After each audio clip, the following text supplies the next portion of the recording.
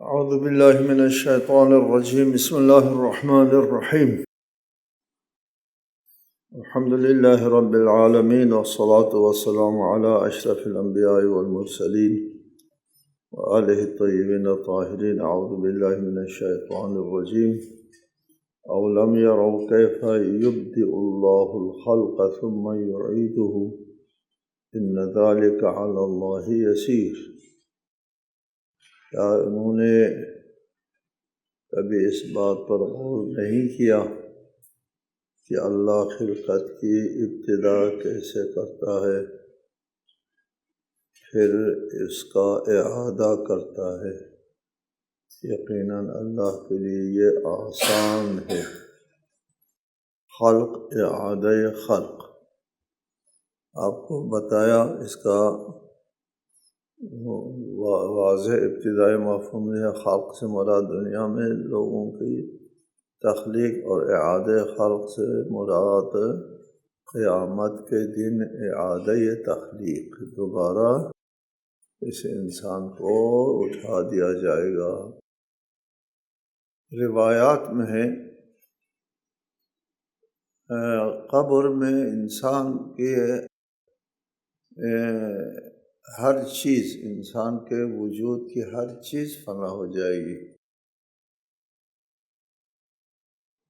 سوائے ایک دانے، رائی کے دانے کے برابر، اس کو ہمارے اس میں عجب الذنب کہتے ہیں، سوائے عجب الذنب کے باقی سب ختم ہو جائے۔ پوچھا کہ عجب الذنب کیا ہے؟ کہا کہ رائی کے دانے کی طرح کا ایک دانہ ہے، وہ ختم نہیں ہوگا، اور کل قیامت کے دن اسی سے دوبارہ اعادہ خلق ہو جائے گا۔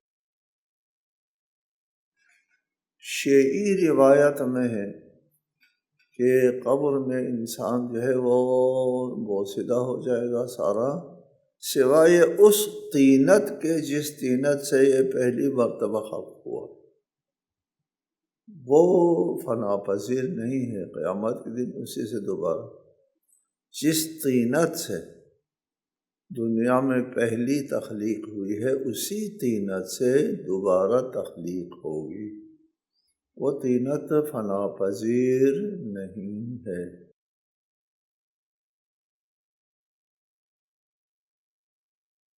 ایک تفسیر یہی ہے کہ خلق اور اعادہ خلق، اس کے بالمناسبہ اس دنیا میں بھی خلق اور اعادہ خلق جو ہے وہ ہمیشہ ہمارے مشاہدے میں آتا رہتا ہے، اور دنیا کی رونق اور دنیا کا جو ہے چہل پہل وہ خلق اور اعادہ خلق میں ہے۔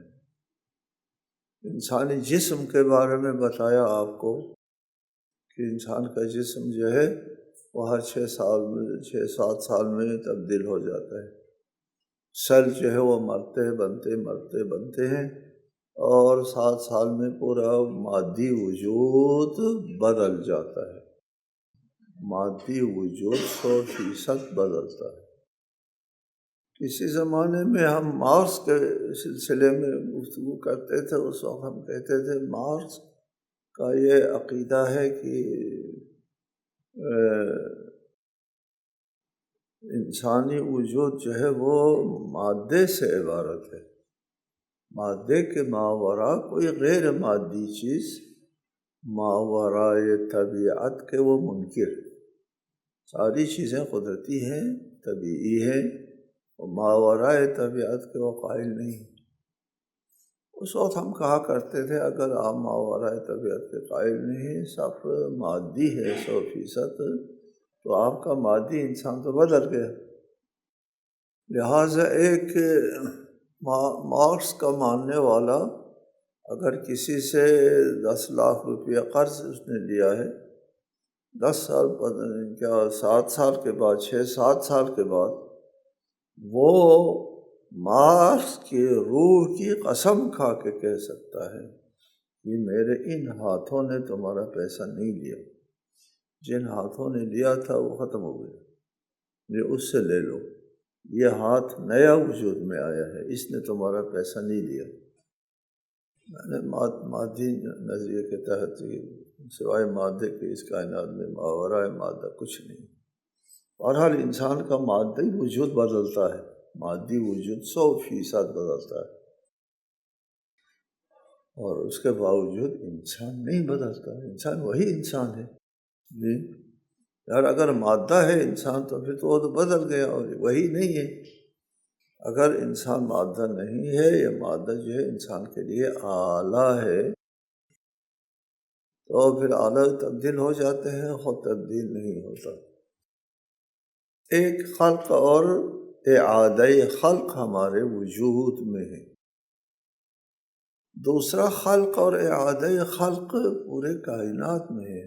پوری دنیا میں آپ روز مشاہدہ کرتے ہیں خلق اور اعادہ خلق۔ حیوانات اور نباتات کے درمیان میں تبادلہ حیات خلق اور اعادہ خلق سے عبارت ہے۔ حیوانات اور نباتات کا آپس میں تبادلہ حیات، جی انسان حیوانات بھی شامل ہیں۔ انسان سانس لیتا ہے، حیوانات بھی سانس لیتے ہیں، تمام جاندار سانس لیتے ہیں، کیڑے مکوڑے سارے سب، اور وہ سانس لیتے ہوئے آکسیجن کو جذب کرتے ہیں، کاربن جو ہے وہ باہر پھینکتے ہیں، زہریلا مادہ ہے وہ باہر پھینکتے ہیں۔ وہ زہرا مادہ جو ہے وہ غذا بن جاتی ہے نباتات کی۔ جی آپ سے سوال ہوگا کہ ایک شخص سے بیمار پڑ جاتا ہے، 5 کلو اس کا وزن کم ہو گیا،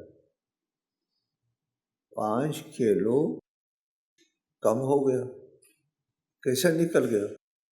کہاں سے نکل گیا 5 کلو؟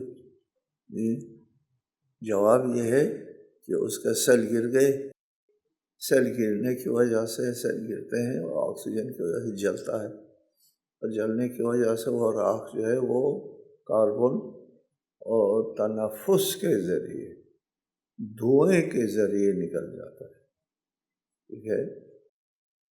5 کلو دھوئیں کے ذریعے منہ سے نکلتا ہے، اور وہ نباتات کے لیے غذا ہے، نباتات کے لیے غذا ہے، پھل بنتے ہیں، سبزیاں بنتی ہیں، وغیرہ وغیرہ بنتے ہیں، ٹھیک ہے جی۔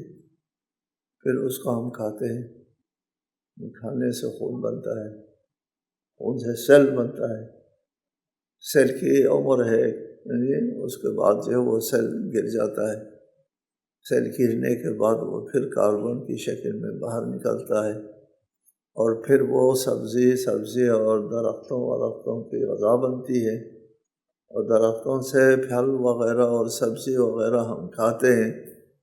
یہ سرکل، یہ خلق اور اعادہ خلق، کائنات کی رونق خلق اور اعادہ خلق سے عبارت ہے۔ جی کیف یبدئ اللہ الخلق، دیکھو تو صحیح، غور تو کرو۔ ہم نہیں کہتے کہ اس آیت کی تفسیر یہی ہے، ہم بالمناسبہ یہ بات کر رہے ہیں۔ آیت کی تفسیر تو قیامت کا اعادہ خلق ہے، واضح چیز، لیکن یہ خلق اور اعادہ خلق اللہ تعالیٰ کی طرف سے تمام نظام کائنات میں خلق اور اعادہ خلق ہے۔ لاوازیہ ایک صاحب ہے سائنسدان، اس نے نظریہ قائم کیا تھا شروع میں، اس کائنات میں کوئی چیز معدوم نہیں ہوتی، شکلیں بدلتی ہیں، ٹھیک ہے جی۔ وہ کاربن کی شکل اور پھر اس کے جا کر ادھر پھل کا حصہ بن گیا، سبزی کا حصہ بن گیا، پھر واپس آ کر خون کا حصہ بن گیا، پھر سیل بن گیا، پھر وہ دوبارہ کاربن، یہ سرکل ہوتا ہے، معدوم نہیں ہوتا۔ کائنات میں کوئی چیز معدوم نہیں ہوتی۔ یہ پانی جو روز اول سے جتنا پانی روئے زمین کے اوپر موجود ہے، برابر نہ ایک قطرہ زیادہ ہوا نہ کم ہوا، وہی پانی موجود ہے۔ یہ آپ کو سیراب کرتا ہے پانی اور پھر چلا جاتا ہے، بخار کی شکل میں، اور پھر واپس آتا ہے پانی بن کے، ٹھیک ہے۔ بلکہ کہتے ہیں کہ یہ سمندر سے بخار بن کے پانی آتا ہے اور پھر واپس سمندر میں جاتا ہے، اور پانی جو ہے وہ درختوں کو سیراب کرتا ہے، درختوں کے پتوں سے فضا میں بخار جو ہے وہ چلے جاتے ہیں، پھر واپس یہ پانی جو ہے درخت پانی پیتا ہے اور پھر وہ پانی فضا میں واپس کر دیتے ہیں، سرکل ہے، واپس جاتے ہیں، کوئی ضائع نہیں جاتا۔ کہتے ہیں ہو سکتا ہے، عین ممکن ہے کہ جو بارش کا قطرہ ہمارے آباء و اجداد کے سر پہ گرا تھا، عیناً وہی قطرہ ہمارے سر پہ گرا ہو، کوئی بعید نہیں ہے، اس لیے کہ یہی آتا جاتا رہتا ہے، یہی پانی ہے، اور کوئی تازہ پانی نہیں آتا۔ اس کائنات کی رونق خلق اور اعادہ خلق سے عبارت ہے۔ اس اللہ تعالیٰ کے لیے جس کا نظام کائنات جو خلق اور اعادہ خلق سے عبارت ہے، تم انسانوں کو خلق کر کے اور پھر دوبارہ خلق کرنا اللہ کے لیے مشکل ہے۔ ان ذالک علی اللہ یسیر، یہ خلق اور اعادہ خلق اللہ کے لیے آسان ہے۔ یہ آسان ہے کا لفظ جو ہے وہ ہمارے فہم کے مطابق بات ہو رہی ہے، ہمارے فہم کے مطابق۔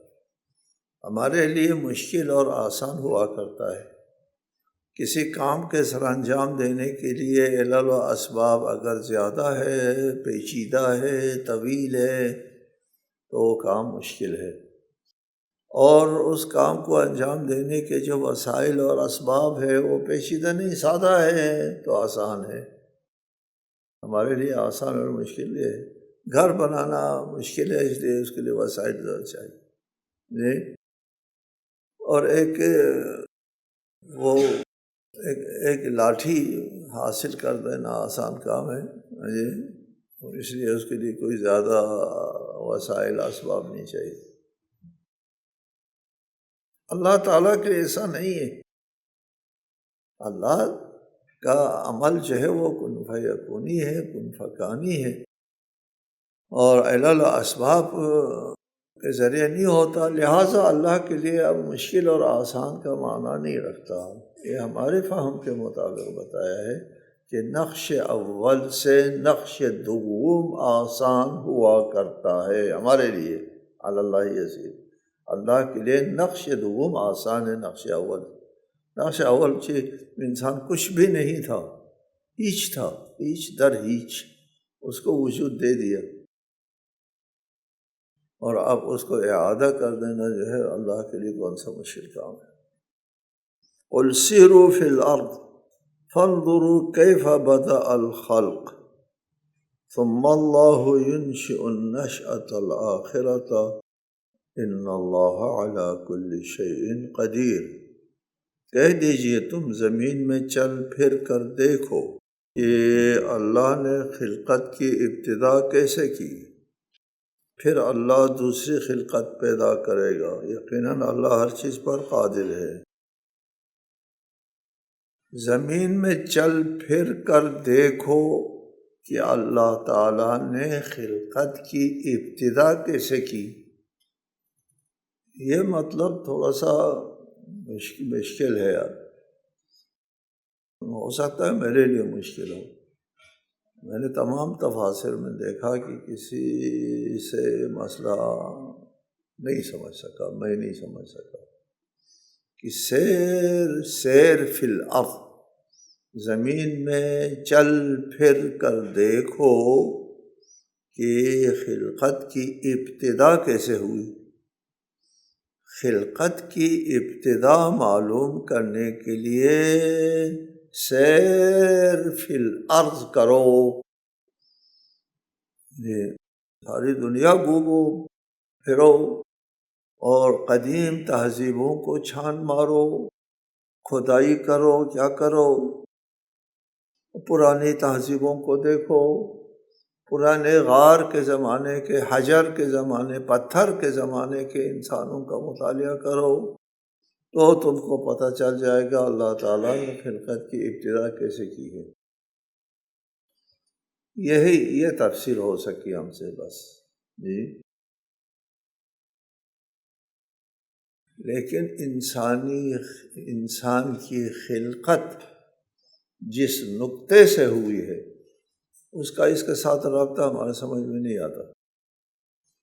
ہمارے سمجھ میں جو آتا ہے اس سے، اور مفسرین نے جو بیان کیا ہے وہ یہی ہے کہ سیر فی الارض کرو اور پھر قدیم تہذیبوں کو دیکھو، ابتدائی انسان دیکھو، اور انسان کے جو ارتقائی سفر کا مطالعہ کرو تو اس سے پتہ چلتا ہے کہ انسان کی خلقت کیسے ہوئی، کس طرح انسان نے ارتقاء کیا۔ اللہ تعالیٰ ہر چیز کے اوپر قادر ہے، اللہ کے لیے کوئی چیز جو ہے غیر مقدور نہیں ہے، قدرت خدا سے خارج نہیں کوئی چیز۔ اللہ کے لیے جیسے ہے ابتدائی خلق ممکن ہے، اعادہ خلق جو ہے وہ بھی اللہ تعالیٰ کے لیے ممکن ہے۔ ایک اور آیت ہے وَلَقَدْ عَلِمْتُمُ النَّشْأَةَ الْأُولَىٰ، نشأ اولا کا تو تم کو پتہ ہے کہ کیسے تم وجود میں آ گئے۔ هَلْ أَتَىٰ عَلَى الْإِنسَانِ حِينٌ مِّنَ الدَّهْرِ لَمْ يَكُنْ شَيْئًا مَّذْكُورًا، وہ کچھ بھی نہیں تھا یہ انسان اور پھر وجود میں آیا، یہ نشأ اولا۔ وَلَقَدْ عَلِمْتُمُ النَّشْأَةَ الْأُولَىٰ لَمْ يَكُنْ شَيْئًا مَّذْكُورًا سے تم وجود میں ہو، چل پھر رہے ہو، یہ تو تم کو معلوم ہے۔ پھر اعادہ خلق کے بارے میں کیوں پریشان ہو؟ سمجھ میں نہیں آتا، کیوں سمجھ میں نہیں آتا؟ وَلَقَدْ عَلِمْتُمُ النَّشْأَةَ الْأُولَىٰ، اور پھر نشأہ ثانیہ سمجھنے میں کیا مشکل ہے؟ کوئی مشکل نہیں۔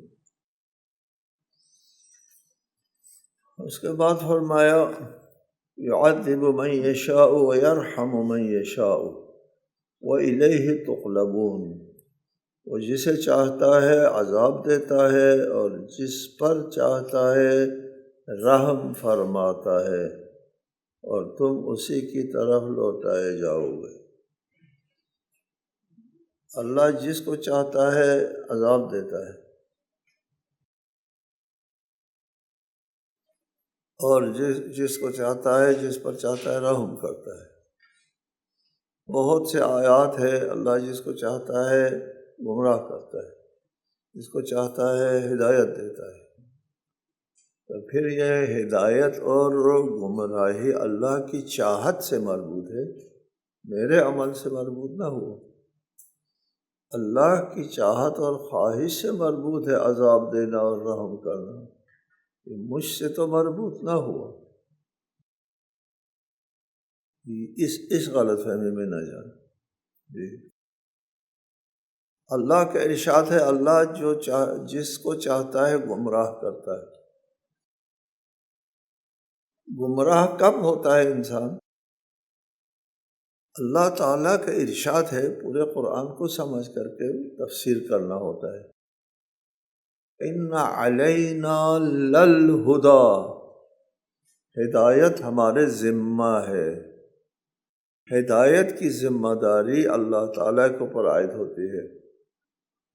اللہ تعالیٰ نے انسان کو خلق کرنے سے پہلے ہدایت کا انتظام کیا ہے جی۔ ابھی انسان معرض وجود میں نہیں آیا اور ہدایت کا پیغمبر آدم کو پہلے خلق کیا، ہدایت پہلے اور بعد میں لوگ وجود میں آ گئے۔ ہدایت دینا اللہ تعالیٰ کے اوپر واجب ہے۔ ان علینا للہدیٰ، حجت پوری کرنا اللہ کے اوپر واجب ہے۔ آپ اصول الفقہ میں پڑھتے ہیں قبح العقاب بلا بیان، بتائے بغیر اس کو عذاب دینا۔ وہ جو ہے صاحب اپنے نوکر سے کہے وہ کام کیوں نہیں کیا میں نے جو تم کو میں نے نہیں بتایا تھا، ایسا ہو سکتا ہے کوئی عاقل؟ وہ کام کیوں نہیں کیا جو میں نے نہیں بتایا تھا؟ اس پر دنیا ہنسے گی آخر، جو آپ نے نہیں بتایا تھا وہ کیسے کرتا ہے؟ یہ خدا کے بارے میں ایسا ہو سکتا ہے کہ اللہ جو ہے وہ بتائے بغیر، ہدایت دیے بغیر، حجت پوری کیے بغیر عذاب دے، گمراہ کرے، از خود گمراہ کرے، پہل کرے گمراہی کرنے میں؟ ممکن ہے۔ پھر کیا مطلب ہے اس کا؟ مطلب یہ ہے کہ اللہ تعالیٰ ہدایت دیتا ہے، اور ہدایت میں کوئی وما علی الرسول الا البلاغ المبین، میں نے بلاغ یعنی ہدایت مبین ہے، اجمال ابہام کے بغیر جو ہے وہ بات پہنچا دی جاتی ہے، پھر اس کے بعد ہدایت پانے والے ہدایت پاتے ہیں، ان پر اللہ رحم کرتا ہے۔ اور جو گستاخ ہوتے ہیں، جو قابل ہدایت نہیں ہوتے، وہ ان چیزوں کو جو اللہ نے فراہم کی ہے، عنایت کی ہے، ان کو نظر انداز کر دیتے ہیں۔ ان پر حجت پوری ہو جاتی ہے، پھر حجت پوری ہو جاتی ہے، پھر حجت پوری ہوتی ہے، وہ اس کو ٹھکرا دیتے ہیں۔ اس کے بعد اللہ تعالیٰ اس سے ہاتھ اٹھاتا ہے، پھر فرماتے ہیں جو چاہو کرو جاؤ، جی ہاتھ اٹھاتا ہے۔ اب ہدایت کہاں سے آنا ہے؟ اللہ کی طرف سے آنا ہے۔ اللہ نے اس سے ہاتھ اٹھا دیا۔ جب ہدایت کے سرچشمے نے ہاتھ اٹھا دیا تو اس کو پھر کہاں سے ہدایت ملے گی؟ اس نے اپنے آپ کو ہدایت کا اہل نہیں بنایا۔ ہدایت کا اہل نہیں بنانے کی وجہ سے ہدایت نے ہاتھ اٹھا دیا تو اس نے گمراہ ہونا ہوتا ہے، اور کوئی صورت نہیں ہے۔ جی، اور اسی کو کہتے ہیں اللہ ہاتھ اٹھاتا ہے، اللہ گمراہ کرتا ہے۔ جی، ہاتھ اٹھاتا ہے، اللہ ہدایت کا راستہ بند کرتا ہے، اللہ اس کو جہنم رسید کرتا ہے۔ جی، اور ہم لوگ بھی یہی کرتے ہیں کہ شخص قابل ہدایت نہیں ہے تو دفع ہو جاؤ کہتے ہیں، جی جاؤ مر جاؤ، جو چاہو کرو۔ جی، ہر عاقل انسان بھی یہی کرتا ہے، اگر قابل ہدایت نہیں ہے کوشش کرتا ہے اس کو سمجھائے بجائے، يعذب من یشاء، جس کو چاہتا ہے اللہ جو ہے وہ عذاب میں ڈالتا ہے، چونکہ ہدایت میں آنے کے لیے یہ اپنے آپ کو نہیں اہل بنائے، اور جو رحم کا اہل ہوتا ہے اس کو رحم سے نوازتا ہے۔ وما انتم بمعجزین فی الارض ولا فی السماء وما لکم من دون اللہ من ولی ولا نصیر، اور تم اللہ کو نہ زمین میں عاجز بنا سکتے ہو اور نہ آسمان میں، اور اللہ کے سوا تمہارا کوئی کارساز ہوگا نہ مددگار۔ جی، یہ قیامت کے دن کی بات ہے کہ یہ يعذب من یشاء ویرحم، قیامت کے دن جو عذاب دیتا ہے جس کو چاہتا ہے، جو وہ گمراہ ہے، دنیا میں اس نے ہدایت قبول نہیں کی اور اس کو عذاب دیتا ہے، اور دنیا میں جس نے ہدایت قبول کی اونچ نیچ ہو گئی، کوتاہی ہو گئی، اس پر اللہ رحم کرتا ہے۔ جب قیامت برپا ہوگی، حساب کتاب کا موقع آئے گا، تو اس وقت وہ ہے مالک یوم الدین، لمن الملک اليوم، ندا آئے گی آج کس کی بادشاہی ہے؟ کوئی جواب دینے والا نہیں ہوگا، خود اللہ تعالیٰ، للہ الواحد القہار، آج صرف اللہ واحد قہار کی بادشاہی ہے۔ دنیا میں تو انسان بھی کچھ نہ کچھ ہے، کسی حد تک جو ہے وہ آزاد ہے انسان کچھ کر سکتا ہے۔ قیامت کے دن ختم، جی الملک یومئذ للہ، اس وقت اللہ تعالیٰ کا حکم چلتا ہے، اور بندے کا اپنا کوئی بس نہیں چلتا۔ جی، وما انتم بمعجزین فی الارض ولا فی السماء، اللہ کو تم عاجز نہیں بنا سکتے، فرار کا راستہ اختیار نہیں کر سکتے۔ اللہ کے عذاب سے بچ نہیں سکتے، بچنے کے لیے کوئی سپر، کوئی ذریعہ پیدا نہیں کر سکتے۔ اور وَمَا لَكُم مِّن دُونِ اللَّهِ مِن وَلِيٍّ وَلَا نَصِيرٍ، نہ کوئی کارساز ملے گا، نہ مدد کرنے والا ملے گا، کیونکہ اللہ سے ان لوگوں نے تعلقات ختم کر کے آیا ہے، پہنچا ہے قیامت کے دن۔ یہ اب یہاں اللہ سے تعلقات بنانے کا وقت گزر گیا۔ وَالَّذِينَ كَفَرُوا بِآيَاتِ اللَّهِ وَلِقَائِهِ اولئک یئسوا من رحمتی واولئک لہم عذاب علیم، اور جن لوگوں نے اللہ کی آیات اور ان کی ملاقات کا انکار کیا وہ میری رحمت سے نا امید ہو چکے ہیں، اور انہی کے لیے دردناک عذاب ہے۔